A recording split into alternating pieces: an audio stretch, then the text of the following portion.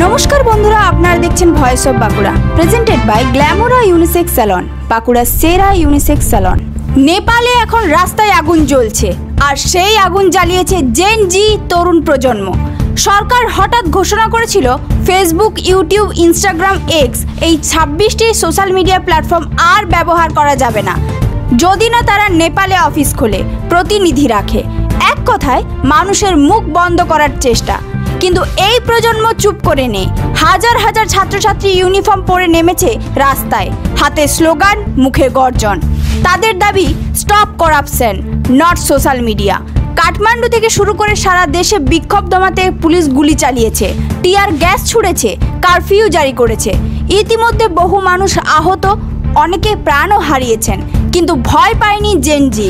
তারা সরাসরি সরকারের কাছে প্রশ্ন ছুড়ে দিয়েছে, কেন দুর্নীতি ঢাকতে সোশ্যাল মিডিয়াকে দোষারোপ, কেন ক্ষমতাসীন নেতাদের সন্তানরা বিলাসে আর সাধারণ মানুষ দরিদ্র। চাপ বাড়তেই শেষমেশ সরকার সোশ্যাল মিডিয়া নিষিদ্ধ করার সিদ্ধান্ত প্রত্যাহার করতে বাধ্য হয়েছে। কিন্তু তাতে আন্দোলন থামেনি।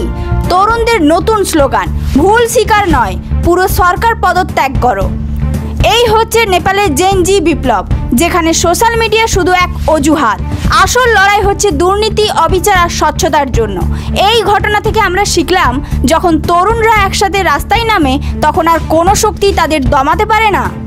এই ধরনের গুরুত্বপূর্ণ খবর সবার আগে পেতে আমাদের চ্যানেলটি সাবস্ক্রাইব করুন আর ভিডিওটি শেয়ার করতে ভুলবেন না।